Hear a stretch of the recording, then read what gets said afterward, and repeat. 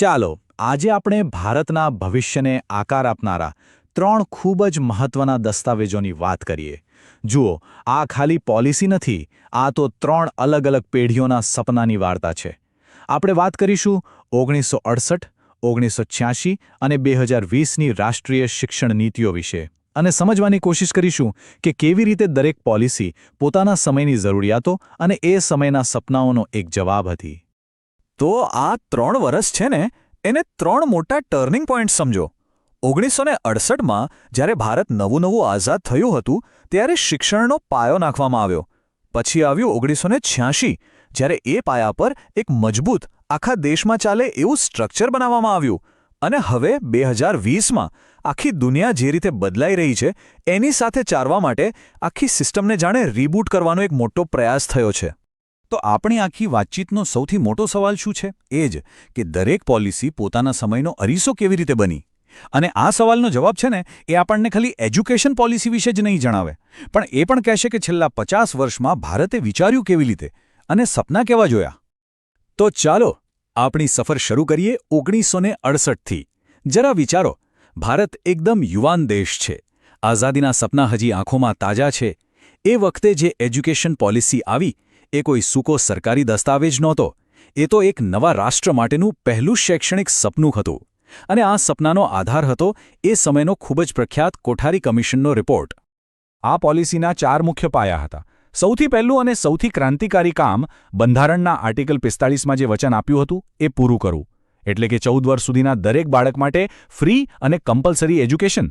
વિચારો, એ સમયે આ કેટલું મોટું પગલું હશે. આ સિવાય ટીચર્સનું સ્ટેટસ સુધારવું, સાયન્સ અને રિસર્ચ પર ફોકસ કરવું અને આખા દેશને એક તાંથણે બાંધવો, એ પણ એના મેઇન ગોલ્સ હતા. અને આ પોલિસીનો એક બહુ જ મોટો અને રસપ્રદ આઈડિયા હતો 3 લેંગ્વેજ ફોર્મ્યુલા. એનો મતલબ ખાલી 3 ભાષાઓ જ શીખવાડવાનો નહોતો. અસલી હેતુ તો ભાષા દ્વારા આખા દેશને જોડવાનો હતો. આઈડિયા સિમ્પલ હતો. જે રાજ્યોમાં હિન્દી બોલાય છે, ત્યાંના લોકો હિન્દી અને અંગ્રેજીની સાથે સાઉથની કોઈ ભાષા શીખે. અને જ્યાં હિન્દી નથી બોલાતી, ત્યાંના લોકો પોતાની ભાષા અને અંગ્રેજીની સાથે હિન્દી શીખે, જેથી એક કલ્ચરલ બ્રિજ બને. અને હવે એ આંકડો, જે આવનારા 50 વર્ષ સુધી ભારતની એજ્યુકેશન સિસ્ટમની ચર્ચામાં ગુંજતો રહ્યો, એ આંકડો હતો 6%. હા, કોઠારી કમિશને કહ્યું હતું કે દેશે પોતાની જીડીપીના ઓછામાં ઓછા 6% તો એજ્યુકેશન પાછળ ખર્ચવા જ જોઈએ. આ એક એવો ટાર્ગેટ હતો જેણે આવનારી બધી સરકારો માટે એક બેન્ચમાર્ક સેટ કરી દીધો. તો 1968ની પોલિસીએ એક મજબૂત પાયો તો નાખ્યો અને ખૂબ મોટા સપના પણ દેખાડ્યા. પણ સાચું કહીએ તો પછી એ 6% ખર્ચનો ટાર્ગેટ હોય કે પેલો 3 લેંગ્વેજ ફોર્મ્યુલા, ઘણા વાયદા ખાલી કાગળ પર જ રહી ગયા. અને એટલે જ લગભગ 20 વર્ષ પછી એક નવી પોલિસીની જરૂર પડી. ચાલો હવે ટાઈમ મશીનમાં બેસીને સીધા આવી જઈએ 1986માં. 2 દાયકા પસાર થઈ ગયા હતા. ભારતની વસ્તી વધી ગઈ હતી, ઇકોનોમી પણ બદલાઈ રહી હતી. હવે ચેલેન્જ ખાલી નવી સ્કૂલો ખોલવાની ન હતી. અસલી પડકાર તો એ હતો કે દેશના ખૂણે ખૂણામાં એક સરખી અને સારી ક્વોલિટીની એજ્યુકેશન સિસ્ટમ કેવી રીતે ઊભી કરવી. આ સમય હતો એક્સપાન્શન અને સ્ટેન્ડર્ડાઇઝેશનનો. આ પોલિસીનો મુખ્ય મંત્ર જ હતો વિસ્તરણ અને માનકીકરણ. એટલે કે એજ્યુકેશનને દેશના છેવાડાના ગામડા સુધી પહોંચાડવું. અને સાથે સાથે એ પણ પાક્કું કરવું કે હિમાચલના કોઈ ગામમાં ભણતા બાળકને પણ એ જ બેઝિક ક્વોલિટીનું શિક્ષણ મળે જે કેરળના કોઈ શહેરમાં ભણતા બાળકને મળે છે. મતલબ કે આખા દેશ માટે એક નેશનલ એજ્યુકેશનલ આઇડેન્ટિટી બનાવવાની કોશિશ હતી. અને આ જ સ્ટેન્ડર્ડાઇઝેશનના કારણે આપણને મળ્યું પેલું ફેમસ 10+2+3નું સ્ટ્રક્ચર. હા, એ જ સિસ્ટમ જેમાં આપણામાંથી મોટાભાગના લોકો ભણ્યા છે. એનો સૌથી મોટો ફાયદો એ હતો કે તમે યુપીમાં ભણો કે ગુજરાતમાં, એજ્યુકેશન સિસ્ટમ એક સરખી જ રહેતી. ક્યાંય પણ જાઓ, કોઈ તકલીફ નહીં. આ સમયની એક ખૂબ જ ફેમસ સ્કીમ હતી ઓપરેશન બ્લેકબોર્ડ. હવે નામ પરથી એવું લાગે કે ખાલી બ્લેકબોર્ડ આપવાની વાત હશે, પણ એવું નહોતું. આ તો દેશની દરેક પ્રાઇમરી સ્કૂલ માટે એક મિનિમમ ગેરંટી હતી. ગેરંટી કે દરેક સ્કૂલમાં ઓછામાં ઓછા 2 ક્લાસરૂમ હશે, 2 ટીચર્સ હશે, જેમાં એક મહિલા ટીચર ફરજિયાત, અને બ્લેકબોર્ડ, નકશા, રમકડા જેવી બેઝિક વસ્તુઓ તો હશે જ. પણ આ પોલિસી ખાલી બેઝિક લેવલ સુધારવા પર જ ન અટકી. એણે શ્રેષ્ઠતાના કેન્દ્રો પણ બનાવ્યા. ગામડાઓમાં જે ટેલેન્ટેડ બાળકો હતા, એમને તક આપવા માટે નવોદય વિદ્યાલયો શરૂ કરાઈ. અને પછી 1992માં એક અપડેટ આવ્યું, જેણે હાયર એજ્યુકેશનમાં ક્વોલિટી લાવવા માટે જીઈઈ જેવી નેશનલ લેવલની એન્ટ્રન્સ એક્ઝામ શરૂ કરી. અને સાચું કહીએ તો એનાથી દેશમાં એન્જિનિયરિંગ એજ્યુકેશનનો આખો ચહેરો જ બદલાઈ ગયો. તો 1986ની પોલિસીએ એકદમ મજબૂત સિસ્ટમ તો બનાવી, પણ પછી 34 વર્ષ નીકળી ગયા. અને આ 34 વર્ષમાં દુનિયા ક્યાંથી ક્યાં પહોંચી ગઈ.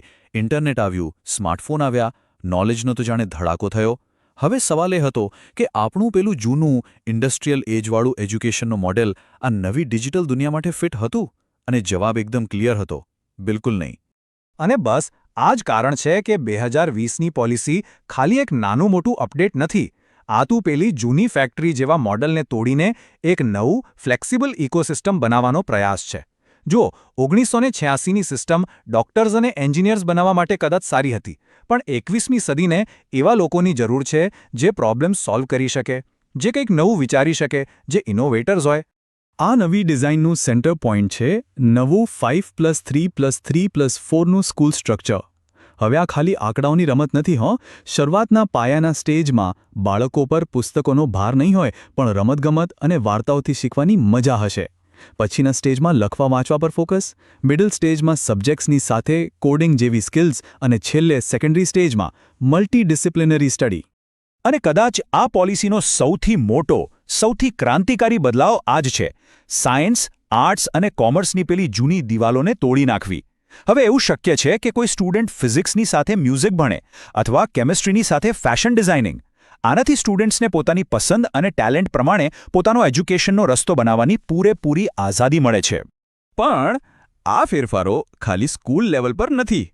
હાયર એજ્યુકેશનમાં પણ એક બહુ મોટી પ્રોબ્લેમ હતી. વિચારો કે કોઈ સ્ટુડન્ટે કોલેજના 2 વર્ષ પૂરા કર્યા અને પછી કોઈ કારણસર ભણવાનું છોડવું પડ્યું. તો શું થતું? એ 2 વર્ષની મહેનત પાણીમાં, બધું ઝીરો. આ નવી પોલિસી આનો એક જોરદાર ઉપાય લઈને આવી છે. મલ્ટિપલ એન્ટ્રી અને એક્ઝિટ સિસ્ટમ. મતલબ કે હવે જો કોઈ 1 વર્ષ પછી કોલેજ છોડે તો એને સર્ટિફિકેટ મળશે, 2 વર્ષ પછી છોડે તો ડિપ્લોમા મળશે, અને કોર્સ પૂરો કરે તો ડિગ્રી. એટલે કે હવે કોઈની પણ મહેનત વેડફાશે નહીં. અને આ આખી સિસ્ટમ જેના કારણે શક્ય બની છે એ છે એકેડેમિક બેંક ઓફ ક્રેડિટ, એટલે કે એબીસી. આને તમે એકદમ પોતાના બેંક એકાઉન્ટ જેવું જ સમજો. ફરક એટલો જ છે કે અહીં પૈસા નહીં પણ તમારી એજ્યુકેશનલ ક્રેડિટ જમા થાય છે.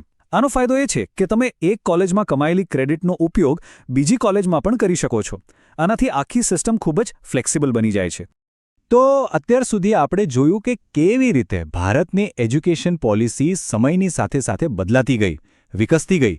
પણ એક એવી ચેલેન્જ છે જે આ ત્રણેય પોલિસીને એક સાથે જોડે છે. અને એ ચેલેન્જ છે અમલીકરણ, એટલે કે ઇમ્પ્લિમેન્ટેશન. જુઓ, 1968માં એક સપનું જોવામાં આવ્યું. 1986માં એ સપનાને એક નક્કર આકાર આપવાનો પ્રયત્ન થયો. અને 2020માં આખા સ્ટ્રક્ચરને 21મી સદી માટે રીડિઝાઇન કરવામાં આવ્યું. પણ પેલી એક ચેલેન્જ એ હજી પણ ત્યાં જ છે. આપણે ઇતિહાસમાંથી એક વાત તો શીખ્યા જ છીએ કે ખાલી સારા આઈડિયા હોવા પૂરતા નથી. પેલું જીડીપીના 6% ખર્ચનું ટાર્ગેટ યાદ છે?